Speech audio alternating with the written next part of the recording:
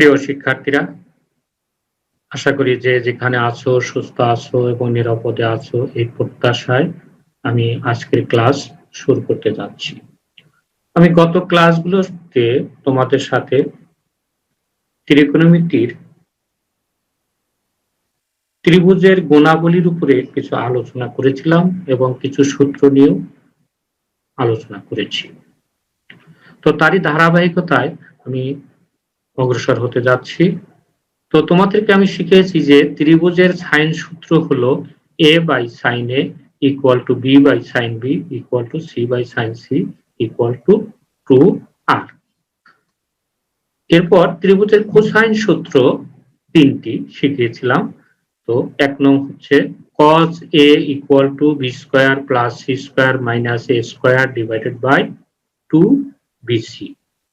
2 cos b equal to c square plus a square minus b square divided by 2ca. 3 cos c equal to a square plus b square minus c square divided by 2ab। এবং এই সূত্রগুলোর আলোকে কিছু অঙ্ক আমি তোমাদেরকে করে দিয়েছি। তো আজকে এর ধারাবাহিকতায় আরো কিছু সূত্র এবং কয়েকটি অঙ্ক করে দেওয়ার চেষ্টা করব। লক্ষ্য করো এ বি সি একটি সূক্ষ্মকোণী ত্রিভুজ। আমরা জানি যে এই যে এর সাথে এই কোণটাকে আমরা বলি এ কোণ, এটি বি কোণ, এটি সি কোণ। আর এই এ বাহুর বিপরীত এর শীর্ষবিন্দুর বিপরীত বাহু বিসি কে আমরা স্মল এ দ্বারা সূচিত করি। ঠিক তেমনি ভাবে বি এর বিপরীত বাহু এসি বা সিএ কে স্মল বি এবং সি এর বিপরীত বাহু এবি কে স্মল সি দ্বারা ইন্ডিকেট করা হয়। দ্বিতীয় চিত্রে এখানে সি একটা স্থূলকোণ, এই জন্য এ বি সি একটা স্থূলকোণী ত্রিভুজ। তৃতীয় চিত্রে এ বি সি ত্রিভুজের এই সি কোণটা সমকোণ, এই জন্য এটিকে বলা হয় সমকোণী ত্রিভুজ। এখন প্রথম চিত্রে আমরা এই এ থেকে বিসির উপরে এডি লম্ব টানলাম। দ্বিতীয় চিত্রে বিসি এর বর্ধিষ্ণাংশের উপরে এ থেকে বিসির উপরে এডি লম্ব টানলাম।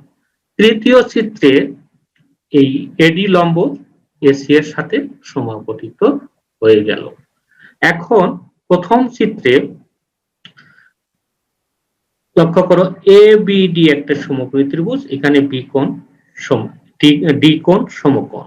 কাজেই আমরা যদি লিখি যে cos এ বি ডি, তাহলে বিডি হচ্ছে আমাদের কি ভূমি আর এ বি হচ্ছে অতিভুজ। তো আমরা জানি cos কি ভূমি বাই অতিভুজ, এই জন্য আমরা লিখলাম cos A B D equal to BD by AB. এখান থেকে আর গুণন করে লিখতে পারি BD equal to AB cos ABD.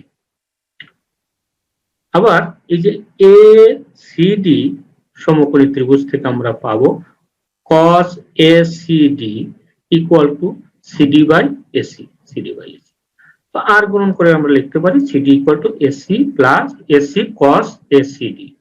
এখন এই বিডি আর সিডি যোগ করি, তাহলে কি হয় BD plus CD equal to কি হবে, বিডি এর মান হচ্ছে এবি cos এবিডি লিখলাম এবং সিডি এর মান হচ্ছে এসি cos এসিডি লেখা হলো। এখন BD plus CD equal to কি হয় বিসি লিখলাম, BC AB cos ABD plus AC cos ACD. এখন এই বিসি কে আমরা স্মল এ দ্বারা ইন্ডিকেট করেছি, এই জন্য বিসি এর পরিবর্তে আমরা লিখলাম এ, এবি সমান কি এবি হচ্ছে সি আর কোণ এবিডি হচ্ছে কোণ বি, এই জন্য লিখলাম এবি cos অ্যাঙ্গেল এবিডি এর পরিবর্তে সি cos বি আর এসি কি এসি হলো বি আর এই কোণ এসিডির পরিবর্তে আমরা লিখতে পারি শুধু সি, এই জন্য এটির পরিবর্তে হয়ে গেল বি cos সি। অর্থাৎ এই যে এ ইকুয়াল টু কি হবে, এ ইকুয়াল টু হবে C cos B plus B cos C. এখন দ্বিতীয় চিত্রে লক্ষ্য করো, দ্বিতীয় চিত্রে এই যে কোণটা সি কোণটা একটা স্থূলক। তো আমরা বিসি এর বর্ধিতাংশের উপরে এডি লম্ব টেনেছি। এখন এই এবিডি সমকোণী ত্রিভুজে আমরা পাবো কি cos ABD equal to BD by AB। তাহলে BD ইকুয়াল টু কত হচ্ছে AB cos ABD, আর AB সমান হচ্ছে কত, AB হচ্ছে C আর কোণ ABD হচ্ছে B। এজন্য এটির পরিবর্তে আমরা লিখতে পারলাম C cos B। আবার ACD সমকোণী ত্রিভুজে লক্ষ্য করো কি হবে cos ACD ইকুয়াল টু কত হবে CD বাই AC। এখান থেকে আমরা পাবো CD equal to AC cos ACD।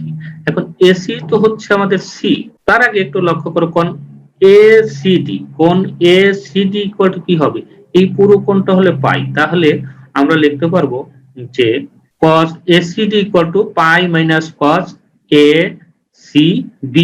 এই ACD সমান হচ্ছে পাই মাইনাস ACB। এখানে এই নোট অফ ইন্টিগ্রেশন চিহ্নটাকে অ্যাঙ্গেল চিহ্ন হবে। তো এখন এই এসির পরিবর্তে আমরা লিখতে পারি বি, আর cos পাই মাইনাস সি সমান কত মাইনাস cos সি পাই মাইনাস সি এসি cos পাই মাইনাস সি, এটা যা ছিল আমরা এটা লিখলাম। এখন কোয়াড্র্যান্ট করলে এটা কি হবে মাইনাস cos সি, এই জন্য আমরা লিখি মাইনাস বি cos সি। এখন এই বিডি থেকে যদি সিডি বিয়োগ করি তাহলে কি হবে, BD minus CD equal to C cos B minus B cos C. এখন এই বিডি থেকে সিডি বাদ দিলে থাকে আমাদের বিসি, তাহলে BC C cos B minus plus B cos C, আর বিসি সমান হচ্ছে কি আমাদের স্মল এ, তাহলে A equal to C cos B plus B cos C. তাহলে আমরা প্রথম চিত্রে দেখেছিলাম, অর্থাৎ সূক্ষ্মকোণী ত্রিভুজের ক্ষেত্রে আমরা পেয়েছিলাম a equal to C cos B plus B cos C. আবার এই যে স্থূলকোণী ত্রিভুজের বেলায় আমরা দেখতে পারলাম যে কি a equal to C cos B plus B cos C হয়। এখন তৃতীয় চিত্র অর্থাৎ সমকোণী ত্রিভুজে সি কোণটা সমকোণ, তাহলে আমরা লিখতে পারবো কি cos ABC equal to BC by AC, cos ABC equal to BC by AC, আর গুণন করি BC equal to AB cos ABC। এখন BC সমান কত স্মল a, AB হচ্ছে স্মল c, আর cos ABC সমান হবে cos B। তাহলে আমরা লিখতে পারলাম a equal to c cos B। এটিকে আমরা লিখতে পারি a equal to c cos B plus 0। এখন এই জিরোর পরিবর্তে আমরা লিখতে পারি b cos 90 ডিগ্রি। cos 90 ডিগ্রির মান কত হচ্ছে 0, এই জন্য 0 পরিবর্তে এটা আমরা লিখতে পারি। তারপরে a equal to c cos b plus b cos এই যে 90 ডিগ্রি, এটি হলো c কোণ লিখলাম।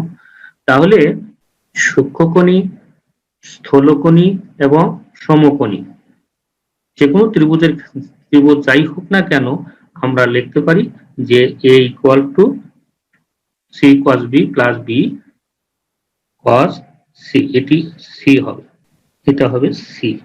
তাহলে আমরা প্রথম সূত্রটি প্রমাণ করেছি a equal to b cos c plus c cos b।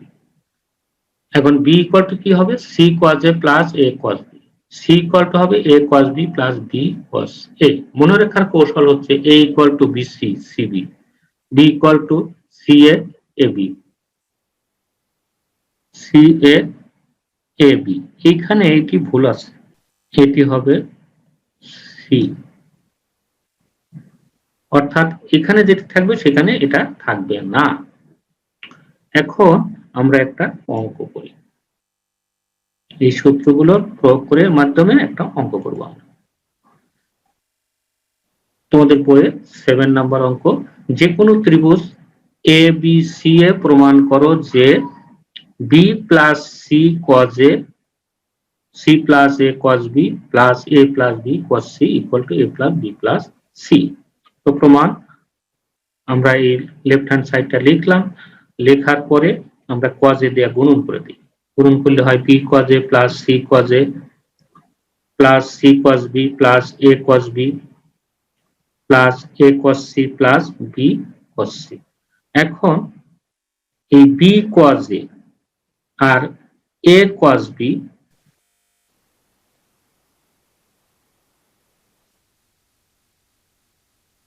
B cos এ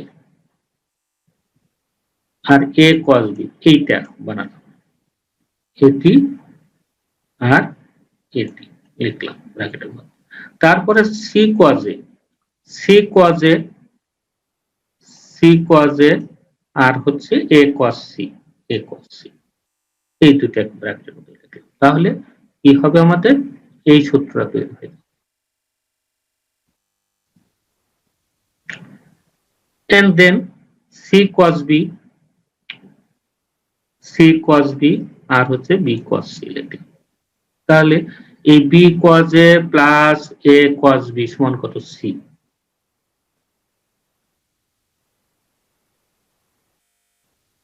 লিখলাম c, c cos a plus a cos c সমান কত? b, b লিখলাম। c cos b plus b cos c সমান কত? a লেখা হলো। এখন একটু সাজিয়ে লিখি a plus b plus c, আর এটি আমাদের প্রমাণ্য বিষয় ছিল, অতএব প্রমাণিত হয়ে গেল।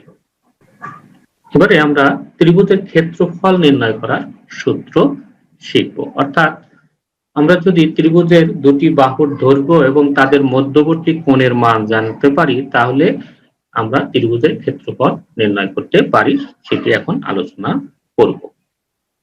লক্ষ্য করো, এই যে এ বি সি ত্রিভুজ, এ এর বিপরীত বাহু স্মল এ, বি এর বিপরীত বাহু স্মল বি, সি এর বিপরীত বাহু স্মল সি। এখন এ থেকে বিসি এর উপরে এডি লম্ব টানলাম, লম্ব টানলে এই যে এ সি ডি সমকোণী ত্রিভুজ, এ সি ডি সমকোণী ত্রিভুজ, এই সমকোণী ত্রিভুজে এডি বাই এসি সমান কত আসে আমাদের?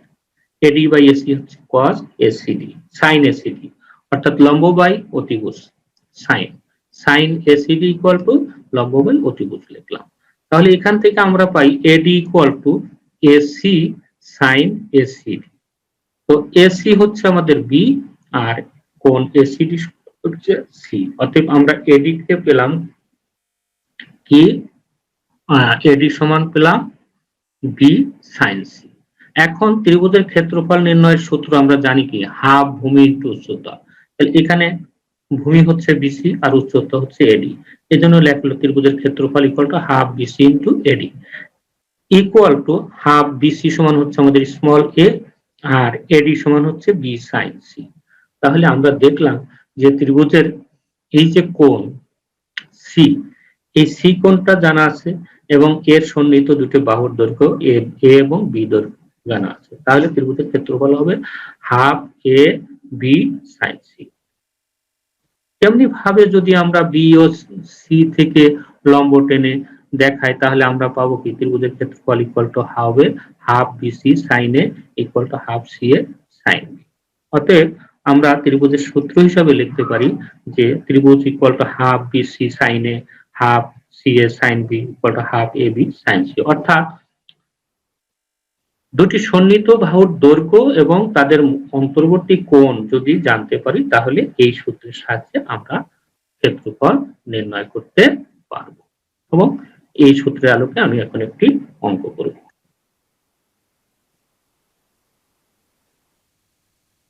তোমাদের বইয়ের 33 নাম্বার অঙ্ক। ত্রিভুজ A B C A equal to 13 centimetre, B equal to 7 centimetre, C equal to 8 centimetre. তাহলে কোণ এর মান নির্ণয় করো। এটি হবে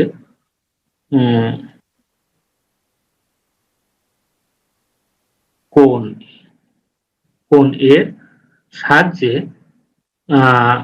ত্রিভুজ এবিসি এর ক্ষেত্রফল নির্ণয় করো। তো আমাদের প্রথমত কোণ এর মান বের করতে হবে। কোণ এর মান তিনটা বাহুর দৈর্ঘ্য যদি দেওয়া থাকে, তাহলে ত্রিভুজের কোসাইন সূত্রের সাহায্যে আমরা কোণের মান নির্ণয় করতে পারি। কাজেই আমরা লিখবো, আমরা জানি cos a ইকুয়াল টু কি হবে? cos a equal to b square plus c square minus a square divided by 2bc। এখন এখানে a b c এর মান বসাই, a b c এর মান বসালে কত আসে? a হচ্ছে আমাদের এই যে এখানে সূত্র কি? b স্কয়ার, b হচ্ছে 7 স্কয়ার প্লাস c হচ্ছে 8 স্কয়ার মাইনাস এ হচ্ছে 13 square divide by 2 into 7 into 8। এটি সরল করি। 7 কে স্কয়ার করলে 49, 8 কে স্কয়ার করলে 64 মাইনাস 169 ডিভাইডেড বাই 2 ইনটু 5 6 7 8 56। আচ্ছা, এখন এটা যোগ বিয়োগ করে পাই আমরা কত? 113 মাইনাস 169 বাই 2 গুণন 56। উপরে আসে মাইনাস 56 বাই 2 গুণন 56, তখন 56 56 কাটা গেল, তখন কত হলো? Minus 1 by 2। আমরা জানি মাইনাস 1 বাই 2 cos কত এর মান? cos 120 ডিগ্রির মান হচ্ছে মাইনাস 1 বাই 2। এই জন্য আমরা লিখি যে cos a equal two cos 120 degree, অতএব a ইকুয়াল টু কত? 120 ডিগ্রি। এখন a কোণ জানি, a কোণ জানলে আমাদের a কোণের সাথে আমরা জানি কি যে ত্রিভুজের ক্ষেত্রফল ABC এর ক্ষেত্রফল কত হবে? Half BC into sin a। Half BC into sin a হলে এখানে b এর মান, c এর মান এবং কোণ a এর মান বসাইলে half into 7 into 8 into sin 120 degree. তো এটি দিয়ে এটি কাটলাম, 7 এবং 7 ইনটু 4, আর cos 120 ডিগ্রি মান হচ্ছে √3/2। তো এই 2 দিয়ে যদি এটাকে ভাগ করি হয় 2, 7 ইনটু 2, তাহলে কত হবে আমাদের? আমাদের হবে 7 দুগুণে 14, 14√3 বর্গ একক, 14√3 বর্গ একক। আর এটাই হচ্ছে আমাদের অ্যান্সার। আশা করি তোমরা বুঝতে পারছো। তো আজকে তোমাদের ক্লাস এখানেই আমি শেষ করতে যাচ্ছি। তোমাদের সবাইকে আবারও ধন্যবাদ।